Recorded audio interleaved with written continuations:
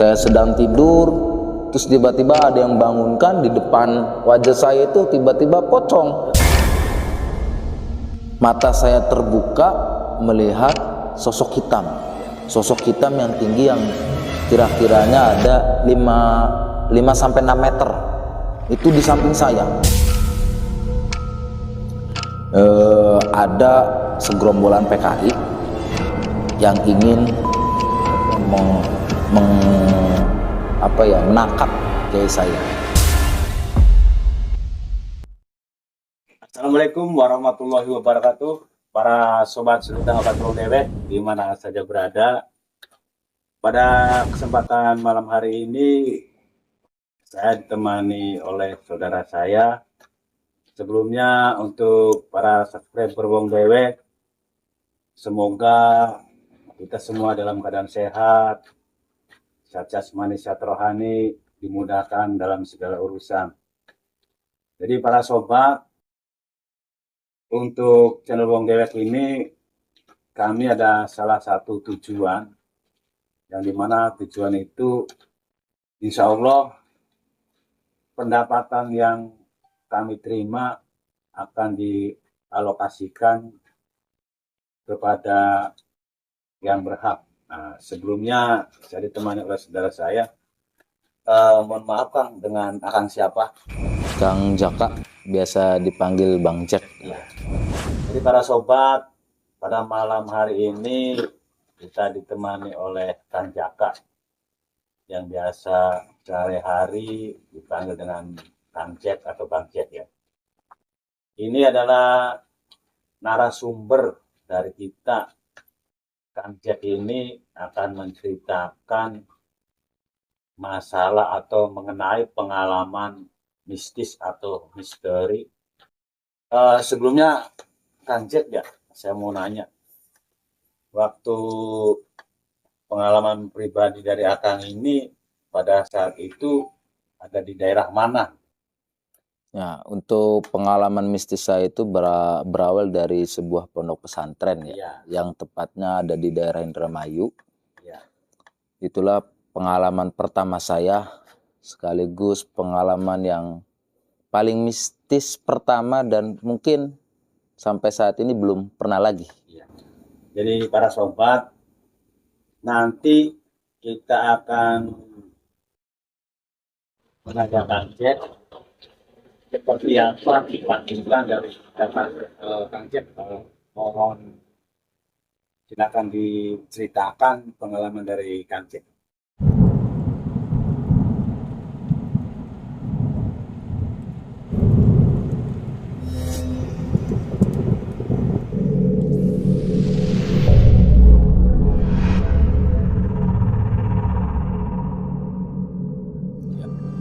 Sebelumnya terima kasih untuk channel Bang Dewek yang sudah berkenan Ya.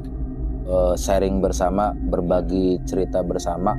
Semoga channel Wong Dewek semakin maju, Amin. subscribernya semakin melejit, Amin. dan juga nantinya tadi yang apa yang dikatakan oleh Kang siapa? Kang Wewes. Kang Wewes itu yang mana alokasi dari penghasilan YouTube-nya akan dialokasikan ke orang-orang yang berhak. Ya. Maksudnya apa orang-orang yang berhak ya, seperti ya yatim piatu, kaum duafa, fakir miskin dan lain sebagainya. Ya, selanjutnya saya akan menceritakan tentang pengalaman mistis saya, yang mana pengalaman ini saya dapat ketika saya waktu seumuran SMP itu berada di pondok pesantren. Ya. Yang mana pondok pesantrennya itu berada di daerah Indramayu. Ya, sebelum menceritakan cerita mistis poinnya, saya akan menceritakan dulu sejenak tentang sejarah pondok pesantren yang dulu saya menimba ilmu. Iya, silakan Pak. Jadi pesantren saya itu didirikan oleh 3 tokoh. Ya. 3 tokoh ini adalah seorang ulama, alim ulama yang mana ahli tirakat. Jadi ketika seseorang ulama yang ahli tirakat itu, selain beliau itu disenangi oleh orang-orang masyarakat umum. Iya, betul. Di samping juga beliau-beliau itu akan disenangi oleh makhluk-makhluk gaib. Betul. Karena kenapa? Kata kalau orang tua dulu itu, saya juga dapat cerita dari senior kakak senior santri ya, ketika saya mondok itu emang seperti itu. Jadi ketika ada seorang alim ulama yang ahli tirakat dan tingkat derajat ketakwanya sudah tinggi, dia selain dia disenangi oleh orang masyarakat umum, dia juga akan disenangi oleh para makhluk gaib seperti halnya jin. Jadi kita juga tidak bisa memungkiri bahwasanya Allah menciptakan tidak hanya manusia, melainkan Allah menciptakan manusia dan jin. Nah, dan jin ini juga Allah menciptakan jin itu berbagai macam jenisnya dan sifatnya. Ada jin yang sifatnya baik, ada yang jin yang sifatnya jahat. Nah, dan nanti yang jin itu juga berbagai macam agama mungkin ya. Ada yang Islam, ada juga jin yang ahli ibadah, ada jin yang kehidupannya mungkin hanya menggoda manusia. Nah, ya seperti itu.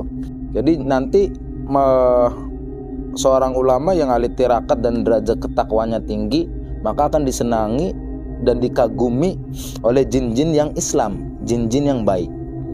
Selain dikagumi juga, bahkan jin itu akan menimba ilmu kepada ulama tersebut. Nah, yaitulah kehebatan ulama yang ahli tirakat dan derajat ketakwanya tinggi. Nah, maka ketika saya mondok itu selesai tamat SD ya, saya masuk ke pesantren. Ketika saya awal pertama mondok itu, suasana di pondok masih seperti zaman dulu, masih sunyi ya. Berbeda dengan pondok saya yang sekarang, yang mana bangunannya sudah megah, sudah bagus lah, sudah mewah ya. Kalau saya pertama mondok itu masih mistis, masih banyak karang kosong, masih banyak kebun yang kosong, dan juga banyak cerita-cerita dari santri senior itu, kejadian mistisnya itu lebih banyak. Nah, ketika waktu itu saya awal mondok pun bahkan pernah dijahili oleh santri senior, ditakut-takuti gitulah, biasa di ospek dengan menggunakan pocong-pocongan. Saya sedang tidur, terus tiba-tiba ada yang bangunkan di depan wajah saya itu, tiba-tiba pocong. Nah, saya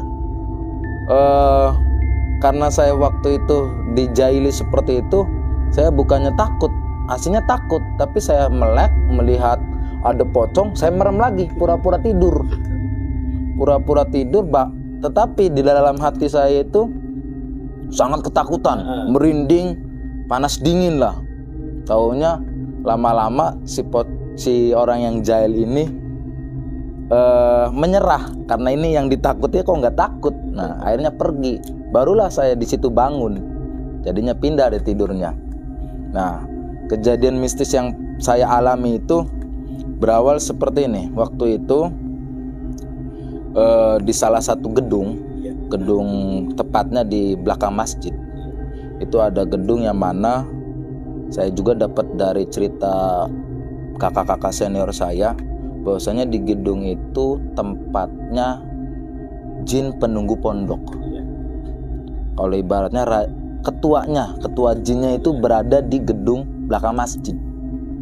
Itu sudah masyhur di kalangan santri-santri senior. Jadi kalau santri-santri senior itu sudah paham bahwasanya di gedung itu ada jin ini gitu. Itu ya jin penunggu. Nah, jin itu kenapa menunggu di gedung itu? Karena jin itu adalah murid dari kiai saya. Jadi kiai saya itu yang tadi saya ceritakan bahwasanya ulama yang ahli tirakat yang derajat ketakwanya tinggi, dia akan disenangi oleh berbagai macam makhluk ya, seperti halnya makhluk gaib ya. Contohnya jin ini awalnya itu dia bukan muridnya, mungkin awalnya itu bisa menjadi muridnya mungkin ada perselisihan, mungkin ya adu kekuatan, mungkin Kisah lah ya. ada kisah, dan saya juga belum tahu kisah itu. Dan pada akhirnya si jin ini menjadi muridnya, lalu diperintahkan oleh kiai saya untuk menunggu pondok gitu. Nah, pada waktu itu saya itu duduk di kelas 8 kelas 8 ya, atau kelas 2 SMP. Nah, waktu itu saya sedang di masjid. Jadi kalau kelas 8 berarti punya adik kelas ya. Iya. Nah, saya sedang di masjid menunggu persiapan sholat asar. Itu saya di masjid, saya muter-muter ke masjid. Tiba-tiba saya menemukan ada 3 orang anak adik kelas saya, kelas 7. Nah, di situ adik kelas saya itu yang 3 orang itu dia sedang ngobrol. Saya penasaran, karena saya mendengarkan nama jin yang disebut. Karena saya tahu bahwasanya jin yang menunggu di gedung belakang masjid itu ada namanya. Nah, saya mendengarkan obrolan mereka, saya dekatin. Terus saya tegur, "Hei, kamu lagi ngapain?" Saya langsung marahin, "Kamu jangan berani-berani ngomongin jin ini." Iya. Nah, terusnya, "Emang kenapa?" Kata si mereka, "Kalau kamu berani ngomongin itu, kamu pasti nanti didatangin. Karena diganggu. Karena yang namanya makhluk gaib itu dia bisa mendengar di mana saja gitu. Meskipun kitanya kan tidak melihat, tetapi dia bisa mendengar meskipun jaraknya jauh. Pasti akan mendengar bahwasanya si jin itu ada yang gosipin." Nah, akhirnya saya marahin kan. Marahin, akhirnya si 3 santri itu, adik kelas saya itu pergi, akhirnya bubar, sudah selesai. Sayanya juga kembali ke dalam masjid untuk persiapan sholat asar. Nah, singkat cerita, 3 hari kemudian saya itu sedang sakit. Nah, sedang sakitnya tidak parah sih, cuman sakit panas dingin lah ya. Nah, ketika itu saya dirawat di UKS itu unit kesehatan santri ya, tempatnya orang-orang sakit.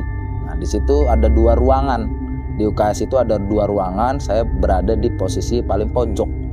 Nah, di luar ruangan itu adalah karang kosong dan juga ada pohon apa itu ya, pohon duet kalau nggak salah. Pohonnya gede, lebat sekali. Nah, di lantai 2-nya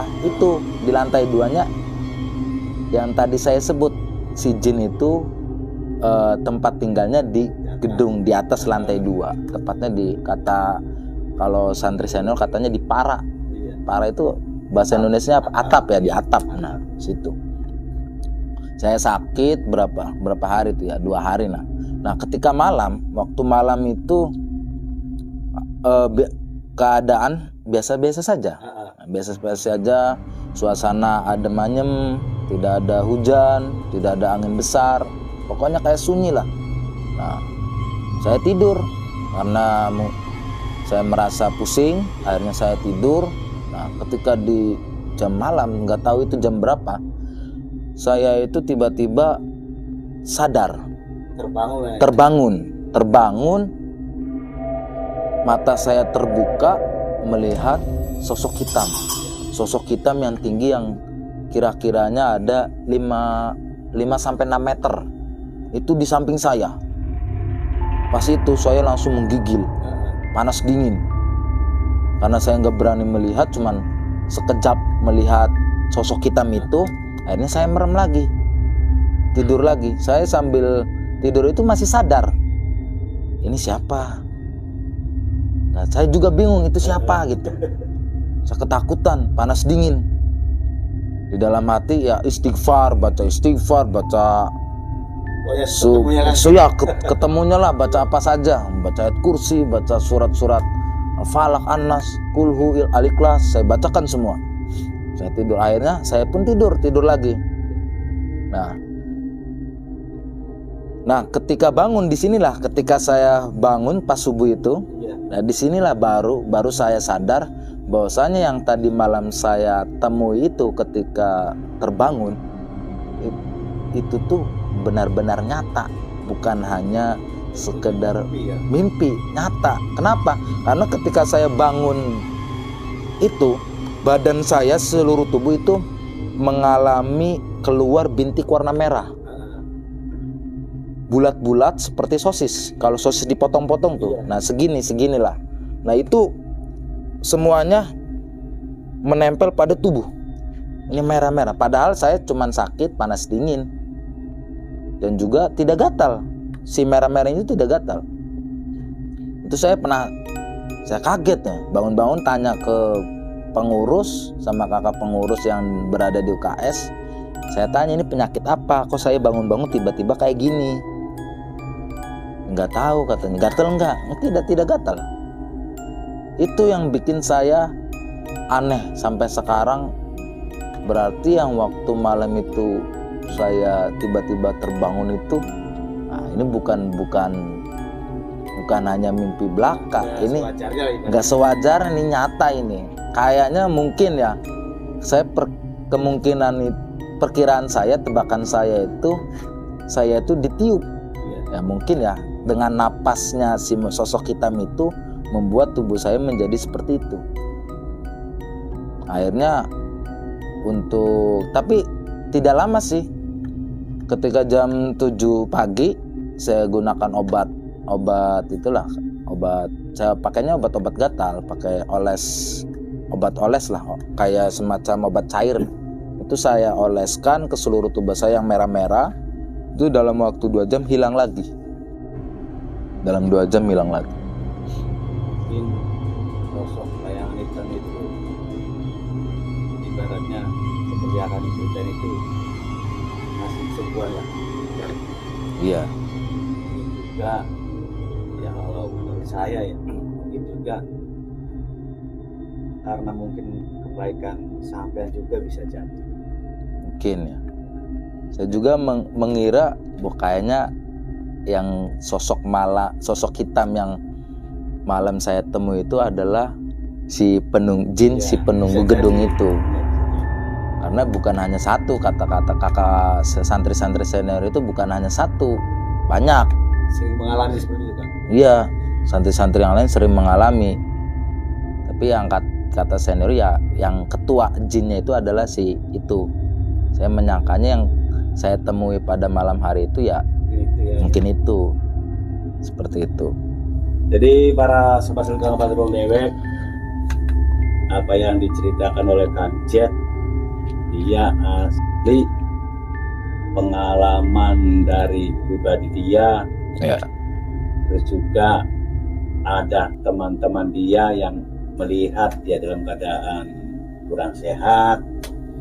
Sebelumnya untuk para subscriber Ruang Dewek, jangan lupa like, komen, subscribe, tekan tombol lonceng biar tidak ketinggalan di acara-acara Ruang Dewek. Selanjutnya saya akan menanyakan ke Kang Jet, mungkin ada pengalaman-pengalaman yang lain buat Kang Jet yang ibaratnya yang perlu misteri atau mistis gitu. Kalau pengalaman mungkin ini bersifatnya sejarah ya, sejarah kehebatan kiai saya dulu di pondok, nggak apa-apa ya. Jadi waktu zaman dulu kan kita cerita ini sudah masuk kayaknya ya di tahun era 90-an. Bahwasanya pada masa itu sedang marak-maraknya bangsa PKI. Ya PKI ya, Partai Komunis Indonesia itu. Yang mana pada saat itu tujuan PKI adalah membunuh para ulama. Termasuk kiai saya yang jadi inceran. Pada saat itu di desa yang bertempat di pesantren saya sudah geger karena masyarakat yang di sekitar pesantren itu semuanya menghormati kiai saya dengan kealiman dan kehebatan kiai saya itu. Dan pada saat itu ceritanya ada segerombolan PKI yang ingin menangkap kiai saya. Nah, pada saat ini cerita ini cerita real, saksi hidupnya masih ada ya di desa di sekitaran pesantren saya. Semua masyarakat menyaksikan pada saat itu, yang mungkin yang saksi hidupnya mungkin sekarang itu sekitaran umur 60-an tahun, mungkin masih mengalami, masih ada. Nah, pada saat itu bangsa PKI itu ingin menangkap. Nah, ketika dalam perjalanan, ini cerita dari masyarakat yang melihatnya langsung di lapangan. Pada saat itu ada bangsa PKI itu menanyakan tukang ojek di perempatan sebelum masuk ke desa, menanyakan pondok pesantren ini. Nah, kata si tukang ojek itu, "Mas, ke sana," karena mungkin takut ya, karena yang menanyanya adalah bangsa PKI. Akhirnya si tukang ojek nggak bisa membohongi kan, langsung tanya jawab, takutnya nanti dibunuh kan, menyembunyikan. Akhirnya dikasih tahu lah, itu lurus ke sana, kata si tukang ojek, lurus saja. Akhirnya si PKI ini nurut, akhirnya lurus, mengikuti arahnya sampai lurus, sampai 15 menit, 30 menit, setengah jam, sampai 1 jam nggak ketemu-temu itu pondok pesantren. Padahal dari si tukang ojek menuju ke pondok pesantren itu cuma, kalau misalkan jalan kaki itu cuma bisa ditempuh dengan 15 menit. Dekat lah. Ini si bangsa PKI ini sampai 1 jam, sampai 1 kilo, 2 kilo itu tidak ketemu-temu. Akhirnya yang dari sana dia tanya lagi, sudah 1 jam berjalan nggak ketemu-temu, nanya lagi. Nah, kata yang di sana kelewat. Kata yang di sana tuh akhirnya balik lagi, balik arah. Si PKI itu akhirnya balik arah, berjalan lagi terus sampai ketemu tukang ojek yang pertama tadi, yang lagi ya. Ketemu lagi, tanya lagi kan, sampai diintimidasi, yang benar pondok pesantrennya mana? Iya, ke sana katanya. Akhirnya sudah bolak-balik mengalami kejadian hal yang sama. Akhirnya si bangsa PKI ini nyerah, pulang. Dilanjutkan keesokan harinya. Ketika keesokan harinya beda lagi kasusnya, ceritanya. Akhirnya tanya lagi tukang ojek, masih sama, tanya lagi ke sana. Akhirnya ke sana. Nah, ketika sudah berjalan sesuai arah, si PKI kaget. Waktu kemarin kita berjalan mengikuti arah si tukang ojek tidak menemukan danau. Kok sekarang malah ketemu sama danau? Akhirnya si PKI itu kayaknya bukan danau tapi kayak sungai lah. Akhirnya pemikiran si PKI ini, ya mungkin pondok pesantrennya di seberang kali, di seberang sungai. Akhirnya si PKI ini menyeberangi dengan cara berenang. Nah, ketika sedang berenang si PKI ini, masyarakat sekitar itu yang melihat si PKI ini sedang berjalan merayap di aspal. Akhirnya tangannya pada luka, pada lecet, pada berdarah. Ya, yang masyarakat yang melihatnya pun heran, ini PKI sedang apa di jalan-jalan, kok bisa begini. Sampai akhirnya, kalau ceritanya sih cuman sampai segitu ya. Ini cerita-cerita yang masyhur di kalangan santri senior dan juga di kalangan masyarakat sekitar. Jadi ketika ya setelah berenang, setelah sampai ya akhirnya ya tidak ketemu-ketemu. Akhirnya nyerah, pulang lagi. Itulah kehebatan dari kiai saya, yang mana Allah membantu menyelamatkan beliau dengan cara memalingkan pandangan si PKI ini dengan hal yang seperti itu. Jadi para sobat Seldang Baturung Dewek, apa yang diceritakan oleh Kang Jack real, asli, ada saksi. Jadi intinya para sobat, kita sebagai makhluk hidup ya, yang dikasih akal, pikiran, kita harus tingkatkan ketakwaan kita ya Kang Jack ya, kepada Allah Subhanahu wa taala. Sebelumnya para sobat Seldang Baturung Dewek, sekian dulu dari acara Celwong Dewek. Apabila dari kami ada kesalahan, mohon dimaafkan. Sebelumnya Kang Jack, saya ucapkan terima kasih ya atas waktunya. Para sobat, akhir kata Wabillahi taufiq wal hidayah. Wassalamualaikum warahmatullahi wabarakatuh.